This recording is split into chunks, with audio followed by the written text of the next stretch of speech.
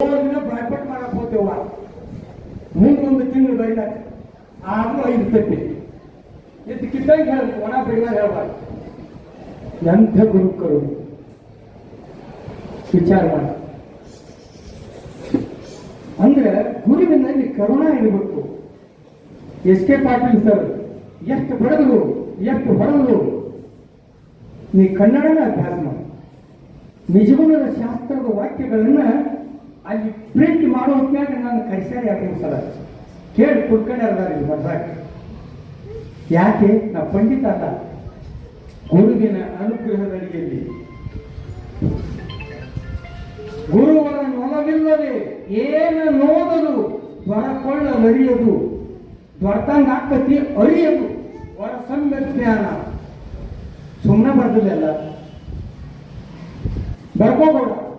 ಏನು ವಿದ್ಯಾರ್ಥಿಯ ಪಂಚಲಕ್ಷಣಗಳು ಯಾವುವು? ಶಾಸ್ತ್ರದವನ ಇರಲಿ ವಿದ್ಯಾರ್ಥಿನೂ ಇರಲಿ ಬರ್ಕೋ. ಇಂದಿನ ಶಿಕ್ಷಕರಲ್ಲಿ ವಿದ್ಯಾರ್ಥಿಯ ಪಂಚಲಕ್ಷಣ ಹೇಳೋ ಗುರಿ ಇರಬೇಕು. ಅದು ಇರದಿದ್ರೆ ನಾವು ಶಿಕ್ಷಣ ಕಲಿಸು ಮಾಸ್ತರ್ನ ಅಲ್ಲ. ನನ್ನ ಮಾತೊಂದಿಟ್ಟು ಪಠ್ಯ ತುಂಬ್ತೋ ಬರ್ತಾರೆ, ತಪ್ಪು ತಿಳ್ಕೋಬೇಡಿ. ಹಂಗ ಕಲಿಸ್ಯಾರ. ಪಂಚಲಕ್ಷಣಗಳು 5ನೇ ತರಗತಿ ತನಕ ಕೂಸು ಮನ್ಯಾಗ ಇರ್ಬೇಕು, ತಾಯಿ ತಿಂದು ಇರ್ತಾರೆ. ಯಾಕೆ? ತನ್ನ ಬಟ್ಟಿ ತಾವು ಒಪ್ಕೋಬೇಕು, ಸ್ನಾನ ಮಾಡಬೇಕು, ಅವಂಗ ಅದನ್ನು ಕಲಿಸ್ಬೇಕು. ಗೃಹಸ್ಥರಾಗಿ ಮೊದಲನೇ ಪಂಚಲಕ್ಷಣದೊಳಗೆ 1ನೇದು ಯಾವುದು? ಕರ್ಮವಾಡಿ ಗುರುಗಳು ನನಗೆ ಹೇಳಿದೆ. ಗೃಹಸ್ಥರಾಗಿ 5ನೇ ತರಗತಿ ತನಕ ತನ್ನ ಚಡ್ಡಿ ಬಟ್ಟಿ ಒಗೆದಾಕಿ ಇಸ್ತ್ರಿ ತಾಯಿ ಸ್ವಚ್ಛ ಮಾಡ್ಕೊಂಡು ಬರ್ಬೇಕಾದ್ರೆ ಅದನ್ನ ಮನ್ಯಾಗ ತಾಯಿ ಪಾಲನೆ ಮಾಡಿ ಕಲಿಸ್ಬೇಕು. 5ನೇದು ಆದ್ಮೇಲೆ ನೀ ಕಳಿಸ್ಬೇಕಾದ್ರೆ ಸಾರಿ ಗೃಹಸ್ಥರಾಗಿ. ಆಮೇಲೆ ಅಲ್ಪೋಪಹಾರಿ, ಮುಂಜಾನೆ ಒಂದು 5 ಚಪಾತಿ ತಿಂದು ಬಂದು ಕ್ಲಾಸಿನಾಗ ಕೂತ್ ನಿದ್ರಾದೇವತೆ ಆಗಿಂದಲ್ಲಿ ಸಿಕ್ತು ಊಟ ಹಾಕಿರ ಪಿರಿಯಡ್ ನಡೆದಾಗ ಅಲ್ಪೋಪಹಾರಿ 2ನೇದಿದೆ. ಮುಂದೆ ಕಾಕದೃಷ್ಟಿ.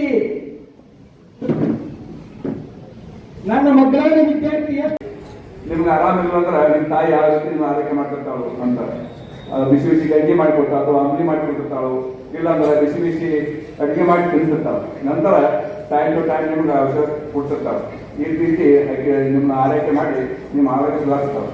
ಒಂದು ವೇಳೆ ನಿಮ್ಮ ತಾಯಿನ ಆರೈಕೆ ಇರಲಿಲ್ಲ ಅಂದ್ರೆ ನಿಮ್ಗೆ ನೀವು ರೋಗದಿಂದ ಬರಬೇಕಾಗ್ತೈತಿ.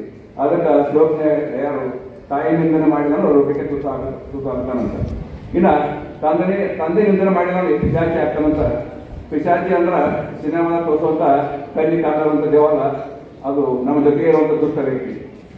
ಒಂದೇ ನಿಂದನೆ ಮಾಡಿ ಆ ವ್ಯಕ್ತಿ ಯಾವ ರೀತಿ ಪಿಶಾಚಿ ಆಗ್ತಾನಂದ್ರೆ ಸಂಸ್ಥಾನಗಳ ದುಷ್ಟಚಟಗಳನ್ನು ಕಲಿತ ಎಲ್ಲರಿಗೂ ತೊಂದರೆ ಕೊಡ್ತಾ ಎಲ್ಲರ ಜೀವನ ನರಕ ಮಾಡ್ತಾನೆ. ಆ ವ್ಯಕ್ತಿ ಈ ರೀತಿ ಪಿಶಾಚಿ ಆಗಕ್ಕೆ ಕಾರಣ ಏನಂದ್ರೆ ಆ ವ್ಯಕ್ತಿ ತಾವು ತನ್ನ ತಂದೆನೇ ನಿಂದನೆ ಮಾಡಿದ್ರೆ ಆ ತಂದೆ ತಾವು ಏನ್ ಮಾಡ್ತಾನೋ ಆ ಮಗನಿಗೆ ಯಾವ ರೀತಿ ಸಲಹೆ ಕೊಡಂಗಿಲ್ಲ ಅಥವಾ ಯಾವ ತಪ್ಪು ಮಾಡಿದಾಗ ಅಥವಾ ದುಶ್ಚಟಗಳು ಬಲಿ ಆದಾಗ ತಂದೆ ಆ ಮಗನಿಗೆ ಬೈದಾಗಿದೆ ಅಥವಾ ಬಡದಾಗಿ ಬುದ್ಧಿ ಆಡಂಗಿಲ್ಲ. ಆಗ ಅಂತ ಮಕ್ಕಳು ದುಷ್ಟರಾಗಿ ಬೆಳಿತಾರೆ. ಅದಕ್ಕೆ ಹೀಗಾಗಿ ಜೀವನದಲ್ಲಿ ತಾಯಿಯ ಜೀವನ ಎಷ್ಟು ಶ್ರೇಷ್ಠವೋ ತಂದೆಯ ಬೈಗಳು ಕೂಡ ಅಷ್ಟೇ ಶ್ರೇಷ್ಠ ಅಂತ. ಯಾಕಂದ್ರೆ ತಾಯಿ ಜೀವನದಿಂದ ನೆಮ್ಮದಿಯಿಂದ ಮಲಗಿದ್ರೆ ತಂದೆಯ ಬೈಗಳಿಂದ ನೆಮ್ಮದಿಯಾಗಿ ಜೀವನ ನಡೆಸುವಂಥದ್ದು. ಆದ್ರೆ ಈಗ ತಂದೆ ತಾಯಿಗಳ ಪರಿಸ್ಥಿತಿ ಹೆಂಗೈತೆ ಅಂದ್ರೆ ತಂದೆ ದೇವಳ ಮಕ್ಕಳು ಅತಿಯಾಗಿ ಪ್ರೀತಿ ಮಾಡ್ತಾರೆ. ಈ ಒಂದು ಅತಿಯಾದ ಪ್ರೀತಿಯನ್ನ ಮಕ್ಕಳು ತಮ್ಮ ದುರುಪಯೋಗ ಮಾಡ್ಕೊಂಡ ತಮ್ಮ ಭವಿಷ್ಯನ ಹಾಳು ಮಾಡ್ಕೊಳ್ತಾರೆ. ಅದಕ್ಕೆ ಮಕ್ಕಳೇ ತಂದೆ ತಾಯಿಗಳ ಒಂದು ಪ್ರೀತಿಯನ್ನ ದುರುಪಯೋಗ ಮಾಡ್ಕೋಬೇಡಿ. ಒಂದು ವೇಳೆ ನಿಮ್ಮ ತಂದೆ ತಾಯಿಗಳ ನಿಮ್ಮ ಶ್ರೀಕರಣ ಬಂದ್ರು ಅಥವಾ ನಿಮ್ಮ ಬೈದ್ರು ಅಂದ್ರೆ ಅದು ನಿಮ್ಮ ಒಳ್ಳೆಯದಕ್ಕೆ ಆಗ್ತೈತಿ ಅಂತ ತಿಳ್ಕೊಳ್ಳಿ. ಇನ್ನು ದೇವರನ್ನು ನಿಂದಿಸಿದವನು ದಾರಿದ್ರ್ಯ ಪಡಿತಾನಂತ ಶ್ಲೋಕದಾಗ ಯಾವ ರೀತಿ ಅಂದ್ರೆ ಒಬ್ಬ ವ್ಯಕ್ತಿ ದೇವರನ್ನು ನಿಂದಿಸಿ ದೇವಸ್ಥಾನಕ್ಕೆ ಹೋಗೋದನ್ನು ನಿಲ್ಲಿಸ್ತಾನು.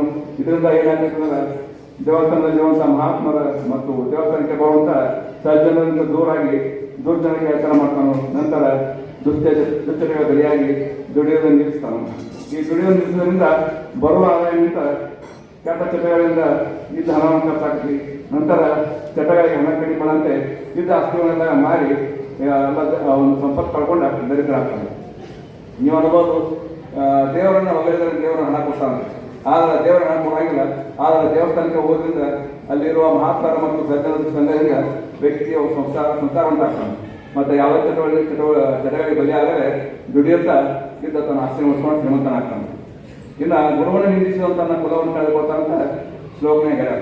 ಯಾವ ರೀತಿ ಅಂದ್ರೆ ಆ ವ್ಯಕ್ತಿ ಒಬ್ಬ ಗುರುವನ್ನು ನಿಲ್ಲಿಸಿ ತನ್ನ ಕುಲವನ್ನು ಅಂದ್ರೆ ಒಬ್ಬ ವ್ಯಕ್ತಿ ಆ ಗುರುವನ್ನು ನಿಲ್ಲಿಸಿದ್ರೆ ಅವ ಆ ವ್ಯಕ್ತಿಯಿಂದ ಗುರುವಿನ ದೂರ ಆಗ್ತಾನೋ ಆಗ ಆ ವ್ಯಕ್ತಿಗೆ ಗುರುವಿನ ಬೋಧನೆ ಮತ್ತು ಮಾರ್ಗದರ್ಶನ ಕಳ್ಕೊಳ್ತಾನೋ.